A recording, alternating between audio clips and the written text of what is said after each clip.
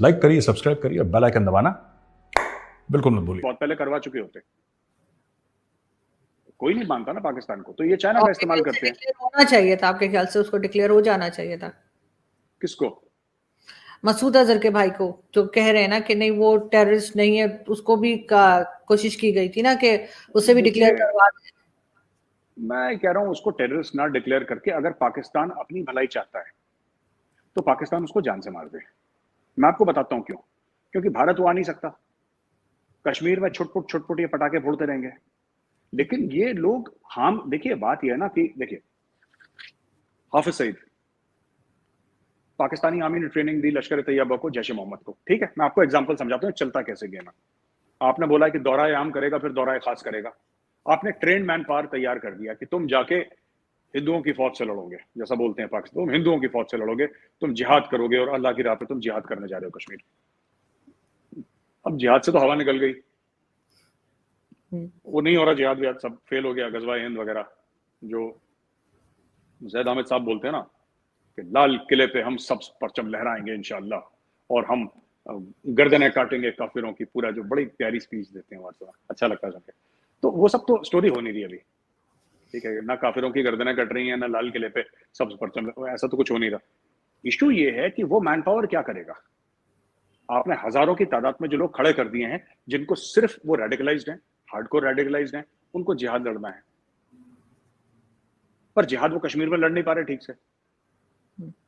कश्मीर में तो टेररिस्ट बहुत कम है, थोड़े बहुत हैं। अब वो जितने भी हैं तैयार करे, उसमें तो 99% पाकिस्तान के अंदर है। अब उनको अगर आप कश्मीर में जिहाद नहीं लड़ाएंगे तो या तो अफगानिस्तान जाएंगे या पाकिस्तान के अंदर जिहाद लड़ेंगे। अगर अफगानिस्तान में लड़ेंगे फिर भी वो पाकिस्तान के ऊपर आएगा, और पाकिस्तान में लड़ेंगे पाकिस्तान के ऊपर तो आएगा ही आएगा। तो इसमें पाकिस्तान के खुद के interest, it's not because of FATF, it's not because of FATF. अभी देखिए, अगर तालिबान, हम कहते हैं कि तालिबान आ गए खैबर पख्तूनख्वा में, अंदर आ गए तालिबान, ठीक है ना, ये तालिबान आ गए, वहां पे ये अपनी कोर्ट कचहरी लगा रहे हैं, अपना जो भी कर रहे हैं, भत्ता वत्ता कलेक्ट कर रहे हैं, किडनैप कर लिया, रैंसम मांग रहे हैं, ये सब। ये जो लश्कर तैयबा का बंदा है, ये तो तालिबान जाके ज्वाइन करेगा ना, उसको तो एम्प्लॉयमेंट चाहिए। आपको क्या लगता है बैंक का सिक्योरिटी गार्ड बनेगा ये AK-47 लेके? बिल्कुल नहीं। इसको तो वही काम करना है, ये तो जिहाद की राह पे चल गया है ये। फिर सही। तो उस, हाँ, वो जाएगा वहां पे, और ये नुकसान किसको, पाकिस्तान को पहुंचाएंगे। तो पाकिस्तान को सोचना है कि आप इनको चाइना के थ्रू प्रोटेक्ट कर सकते हैं यूनाइटेड नेशन में, बिल्कुल करिए। इंडिया को इसका ज्यादा फर्क नहीं पड़ेगा। इसका पूरा का पूरा फर्क, जो मुल्क में इस बार आग लग रही है, आपके वायलेंस हो रहा है, ये कौन करवा रहा है? आप ब्लेम कर सकते हैं कि रॉ ने करवा दिया, CIA ने करवा दिया, मोसाद ने करवा दिया, आप दोष देना है, आपको किसी को गुनहगार ठहराना है, जरूर ठहराइए। लेकिन fact of the matter is कि गोली चलाने वाले पाकिस्तानी और गोली खाने वाले भी पाकिस्तानी, ये बात सच है। नहीं, आप सही कह रहे हैं, लेकिन लास्ट में मैं ये पूछना चाहूंगी, मेजर साहब के FATF की टीम ने कहा है कि वो अक्टूबर में जो है पाकिस्तान का विजिट करेगी, तो उस वक्त क्या किया जाएगा आपके ख्याल से? यहाँ पे इनके लिए तो काफी टेंशन होगी यहाँ पे, मगर जैसे हाफिज सईद को अरेस्ट किया गया है और बाकी भी कार्रवाइयां की जा रही हैं, तो निकल पाएंगे FATF से? मुझे मुश्किल लग रहा है अर्जु जी। देखिए, अक्टूबर में क्या होता है इसके बारे में मैं कह नहीं सकता कि अक्टूबर में पाकिस्तान ग्रे लिस्ट से बाहर चला जाएगा या ब्लैक लिस्ट। मुझे लगता है कि ना पाकिस्तान ग्रे लिस्ट से बाहर आएगा, ना पाकिस्तान ब्लैक लिस्ट में जाएगा। Pakistan will continue to be on the grey list, ठीक है। ठीक। और ये इंडिया को भी सूट करता है, क्योंकि ना इधर ना उधर। और दूसरी एक और चीज है कि एक्चुअली जो एक्शन लिया है पाकिस्तान ने टेररिज्म के ऊपर, कुछ एक्शन तो लिया है उन्होंने, पर इंडिया का यह मानना है कि सेलेक्टिव एक्शन है ये। जो पाकिस्तान को कन्वीनियंट था, पाकिस्तान ने वो एक्शन ले लिया। अब जिहाद विहाद तो हो नहीं रहा, अब जिहाद नहीं हो रहा तो ठीक है, डब्बा वब्बा बंद कराओ अपना, हाफिज सईद को जेल में डालो। जेल क्या है, वो 5 स्टार गेस्ट हाउस में डालो उसको, कोई दिक्कत नहीं है। तो ये इशू वहां पे हो रहा है अर्जुन जी कि आप जब तक दुनिया को ये पैगाम नहीं देंगे कि terrorist is a terrorist, he is not a freedom fighter. जो दहशतगर्द है वो दहशतगर्द है, वो कोई फ्रीडम फाइटर नहीं है, वो आजादी का दीवाना नहीं है, वो टेररिस्ट है। और पाकिस्तानी स्टेट उसको वैसे ही ट्रीटमेंट देगा जो एक टेररिस्ट को मिलनी चाहिए। तब जाके आप लोगों की क्रेडिबिलिटी बढ़ेगी, वरना लोग आपको वैसे ही जज करते रहेंगे। बिल्कुल आप ठीक कह रहे हैं। इसका मतलब है कि बिल्कुल जैसे मैं भी यही कहती हूँ कि जी जो टेररिस्ट है वो टेररिस्ट है, उसको फ्रीडम फाइटर नहीं कह सकते।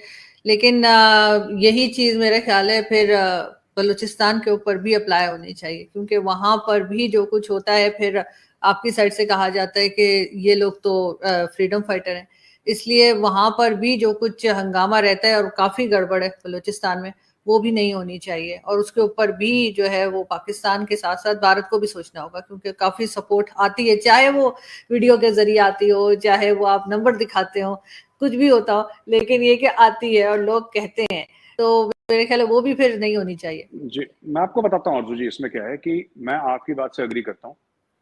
कोई भी बलोच फाइटर अगर किसी नॉन कॉम्बैटेंट को मारता है, अगर किसी बच्चे को मारता है, अगर किसी औरत को मारता है, किसी बुजुर्ग को, कोई भी नॉन कॉम्बैटेंट हो जो निहत्था हो, तो वो मेरे लिए टेररिस्ट है। I do not support anybody जो निहत्था मारे किसी को। बिल्कुल। मैं कोई भी हो, वो हिंदुस्तानी हो, पाकिस्तानी हो, कोई भी हो, जो बंदा ठीक है, बलोच ठीक है, आप लड़ना चाहते हैं पाकिस्तानी फौज से लड़िए, ठीक है, आपको पाकिस्तानी फौज से लड़ना, आपको उनको मारना, आपको मारना, आप लड़ते रहो हमारी तरफ से, very good, have fun, congratulations. जहां आपने बच्चे को मारा, जहां आपने नॉन कॉम्बैटेंट पे हाथ उठाया, फिर यहां से यारी दोस्ती खत्म है। Because once you start supporting the killing of non combatants, एक बार आपने सपोर्ट करा कि नहीं कोई बात नहीं, ये तो फ्रीडम फाइटिंग है, और फ्रीडम फाइट, आपने कभी सुना कि जब भारत आजादी के साथ आजादी के लिए लड़ रहा था तो शहीद आजम भगत सिंह ने किसी निहत्थे पे वार करा, चंद्रशेखर जी ने किसी निहत्थे पे वार करा, मंगल पांडे जी ने किसी निहत्थे पे वार करा? नहीं करा। नहीं, जो नहीं। जो असली में आजादी के लिए लड़ते हैं वो निहत्थों पे वार नहीं करते, वो कोई भी हो, वो निहत्थों पे वार नहीं करते। ये एक कोड ऑफ ऑनर है। तो मैं कंपेयर नहीं कर रहा किसी को XYZ, मैं तो अपने मुल्क के, जो मेरे मुल्क के हीरोज हैं, मैं उनके एग्जाम्पल आपको दे रहा हूं। खुदीराम बोस, आपके Netaji Subhash Chandra Bose, one of the tallest leaders of the freedom of India, one of the tallest leaders. बिल्कुल। नेताजी सुभाष चंद्र बोस के पास तो पूरी हजारों की फौज थी। नेताजी ने कभी किसी निहत्थे पे किसी ये नहीं बोला उस औरत को मार दो, उस बच्चे को मार, कभी नहीं, नॉट वन इंसिडेंट। तो आपकी लड़ाई में जब तक मॉरलिटी नहीं होगी, आप लड़ाई नहीं जीत सकते, ठीक है ना? तो मैं इन चीजों को सपोर्ट नहीं करता।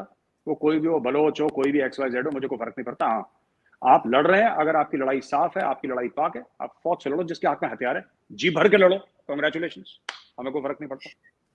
नहीं, आप बिल्कुल ठीक कह रहे हैं, ऐसा ही होना चाहिए। बहुत शुक्रिया कि आज आपने ज्वाइन किया मेरे साथ। थैंक यू सो मच, बहुत अच्छा लगा बात करके। Thank you. Thank you.